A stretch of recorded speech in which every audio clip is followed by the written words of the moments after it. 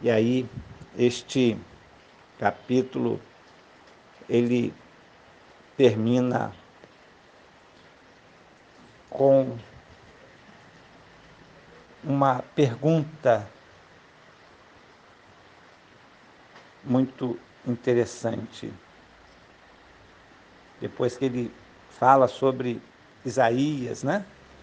Sobre as profecias que houveram sobre Israel, que Israel rejeitaria Deus e que Deus escolheria filhos que não eram seus filhos, como diz aqui, né? Como diz ele também em Oséias.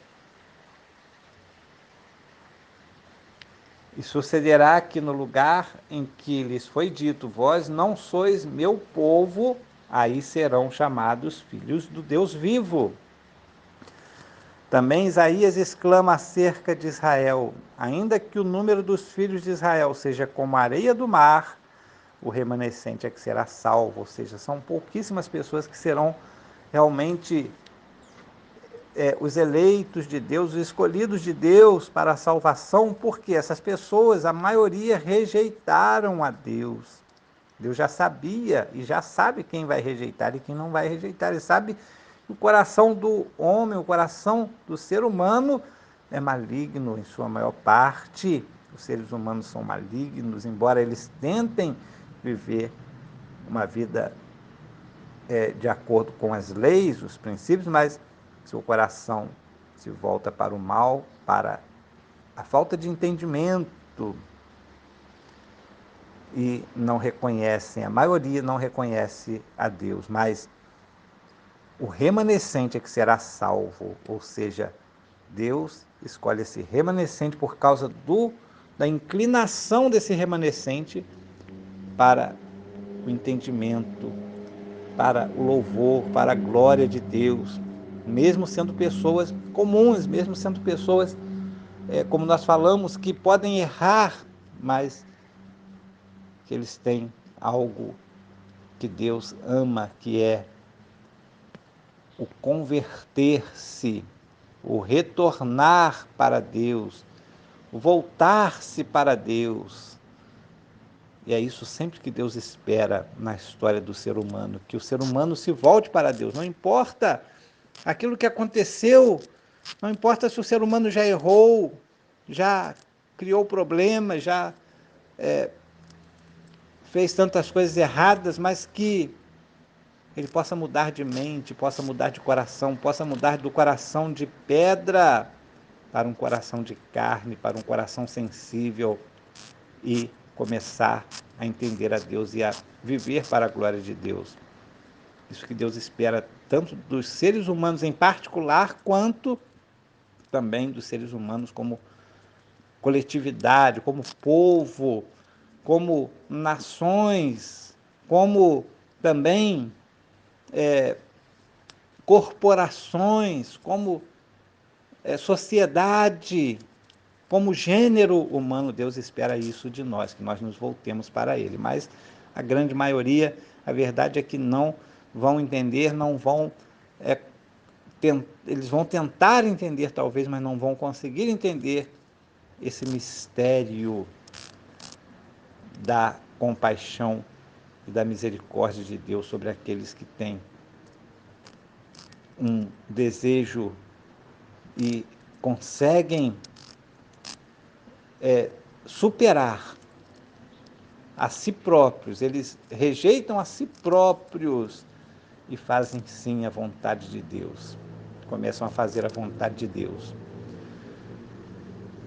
porque o Senhor executará a sua palavra sobre a terra, consumando-a e abreviando-a.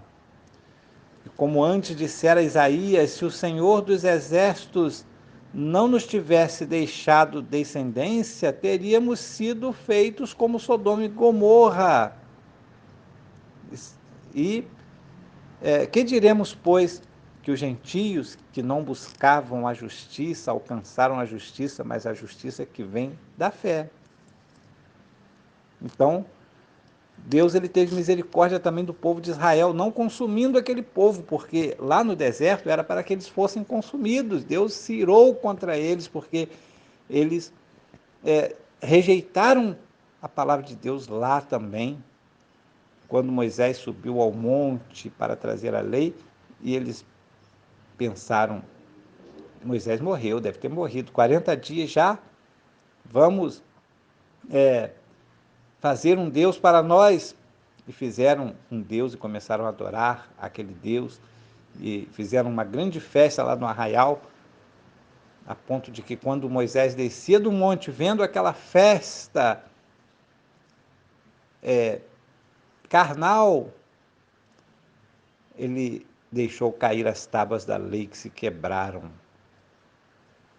Então, Deus se irou contra aquele povo, porque sabia que o coração daquele povo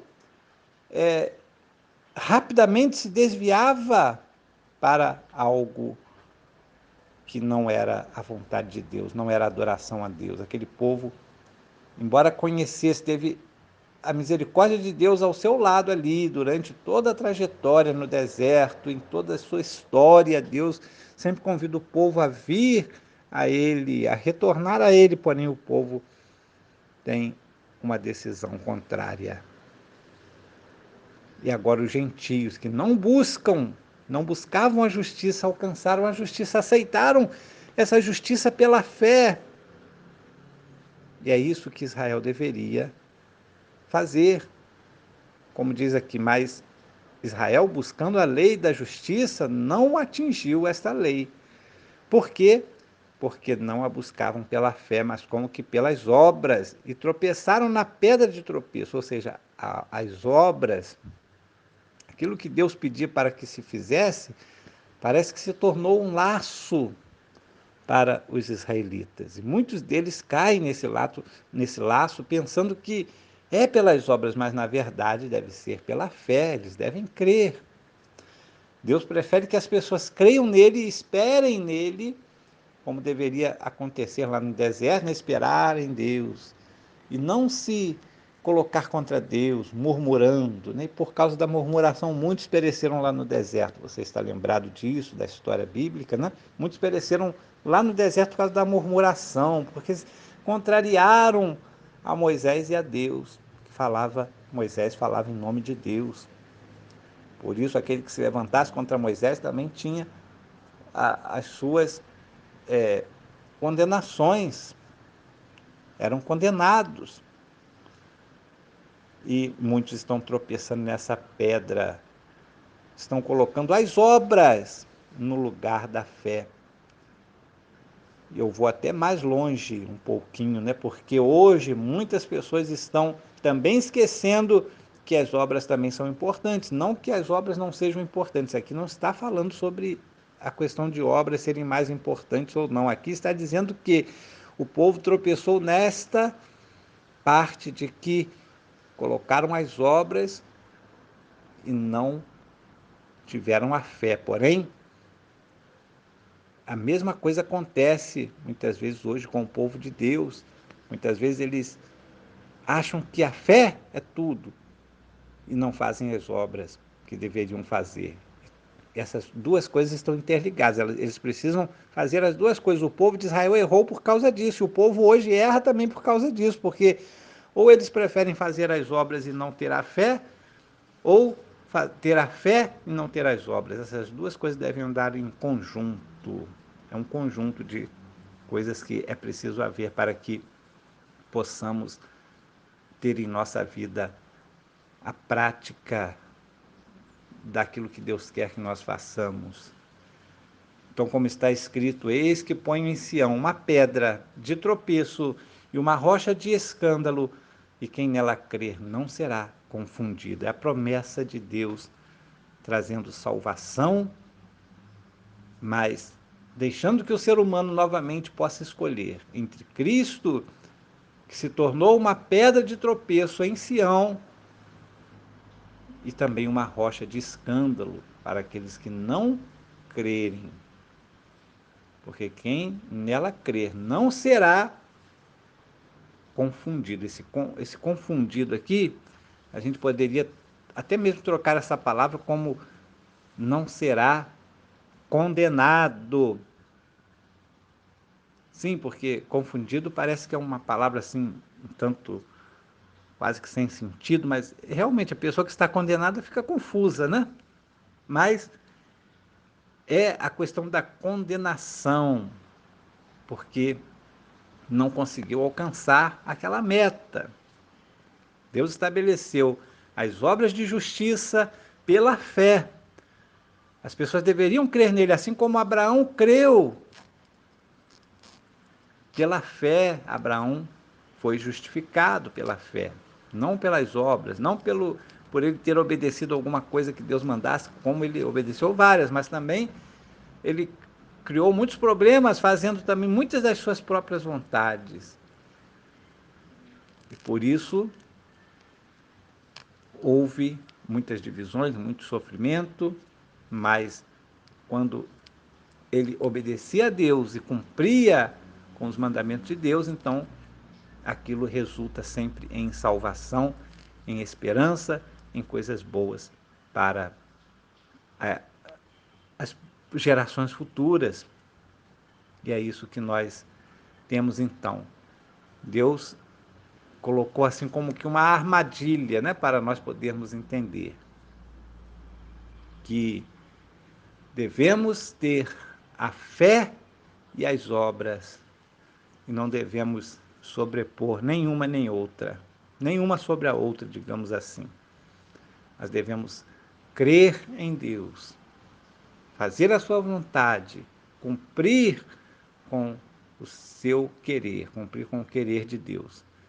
E é pela fé, não simplesmente por obras, porque por obras próprias ninguém jamais será salvo.